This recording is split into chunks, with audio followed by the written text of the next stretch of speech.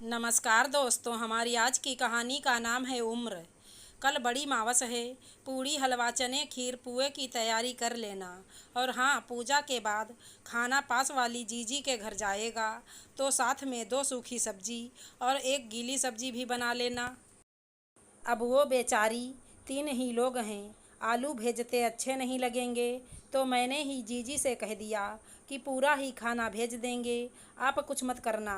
बहन बेटियों को तो जितना भी दान पुण्य करो उतना भी कम पड़ जाता है। और हाँ बहू, कल बृहस्पति भी पड़ रहा है तो मुझे तो उसकी कहानी भी करनी है, तो तुम थोड़ा जल्दी तैयारी कर लेना। रमा जी पलंग पर अपनी माला घुमाते जा रही थी, साथ ही अपनी बात अपनी बहू मीरा से कहे चली जा रही थी। माँ, मावस तो बुआ जी के घर भी होती है, वो भी तो खाना पीना सभी करती होंगी, फिर इतना सारा खाना पीना। आप भी जानती हैं कि पिछले 4-5 दिनों से जब से बुखार उतरा है, शरीर मेरा साथ नहीं दे रहा। अपने घर के काम करना तो मजबूरी है। क्या हम इस बार थोड़ा बहुत पूजा लायक बना नहीं सकते, या फिर जैसा मेरे मायके में माँ करती हैं वैसे कर लें? भोग लायक बनाकर उनके वहाँ कचौरी सब्जी भेज देंगे। तुम्हारे यहाँ क्या होता है, कैसे होता है?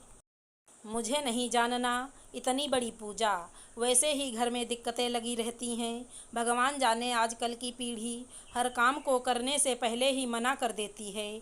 वो तो अब मेरी उम्र हो चली है, वरना 50 आदमियों की दावत का खाना तो मैं अकेले ही बना दिया करती थी।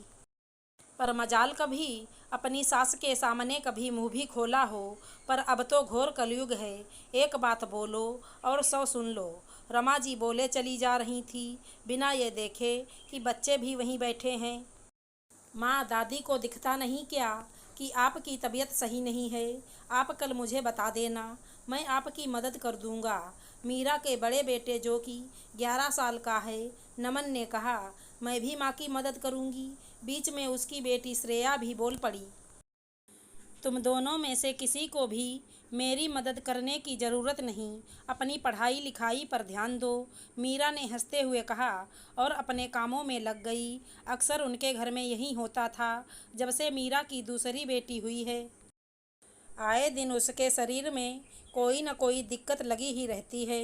वैसे वो पूजा पाठ के कामों के लिए कभी मना नहीं करती है, क्योंकि वो जानती थी कि रमा जी दिल की बहुत अच्छी हैं। बस उन्हें पूजा के कामों में किसी भी तरह की विघ्न और कमी नहीं चाहिए होती। इसलिए वो गुस्से और प्रभु भक्ति में कुछ भी बोल जाती हैं। एक दिन की तो बात है, ये सोच मीरा रात को ही एंटीबायोटिक ले सो जाती है और सुबह बच्चों को स्कूल भेज जल्दी ही नहा धोकर पूजा की तैयारियों में जुट जाती है। 12 बजे तक वो और रमा जी काम से फ्री होकर बच्चों के स्कूल से आने तक अपने अपने कमरे में आराम करने के लिए चली जाती हैं। 2 घंटे बाद जब बच्चे स्कूल से लौट कर आते हैं, तब मीरा के अंदर किसी भी तरह की कोई हलचल नहीं थी। मीरा का पति संदीप और ससुर दोनों ही अपने कारखाने गए होते हैं। बच्चे और रमा जी तीनों ही घबरा जाते हैं। अपने पड़ोस की मदद लेकर वो मीरा को लेकर अस्पताल पहुंचते हैं। जांच आदि होती है, तब तक ससुर और पति भी वहां पहुंच जाते हैं।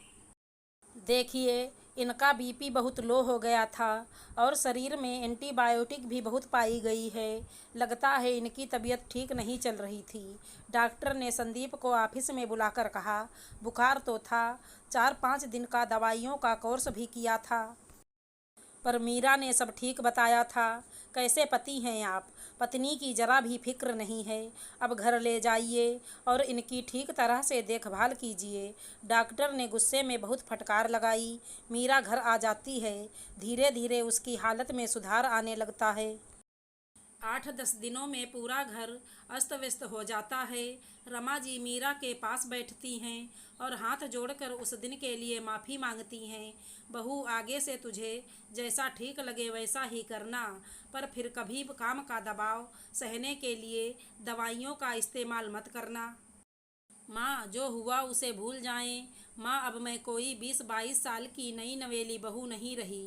मेरी भी उम्र आपकी उम्र के साथ साथ ही बढ़ रही है। शरीर भी मेरा अब उम्र के हिसाब से ही काम करता है। मैं किसी भी पूजा पाठ आदि को मानने से इनकार नहीं करती, पर जब कोई करने वाला ना हो तो अपने हिसाब से कर लेना चाहिए।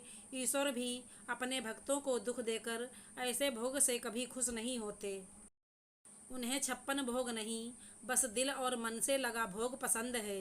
पूजा मन की करनी चाहिए, डर की नहीं। बस यही मैं आपको समझाना चाहती थी। चल, औरतें कभी अपनी उम्र नहीं बताती, और 35 साल कोई उम्र होती है। इतनी उम्र में मैं तो। रमा जी बोलने ही वाली थी, पीछे से बच्चे बोल पड़े, दादी अब आप फिर से शुरू मत हो जाना। हाँ हाँ, मैं जानती हूँ, मैं तो ये बोलने वाली थी, मेरी 35 साल की उम्र में तो तेरे पापा भी ब्याह लायक हो गए थे। तब की बात अलग थी, अभी तो इसे तुझे और श्रेया को बड़ा होते देखना है। उम्र का रोना रोती रहेंगी तो कैसे तेरा ब्याह करेंगी? मुझे नहीं करनी शादी, नमन ने रमा जी के कंधे पर झूलते हुए कहा। और मुझे भी नहीं, श्रेया भी हंसते हुए रमा जी के कंधे पर लटक गई।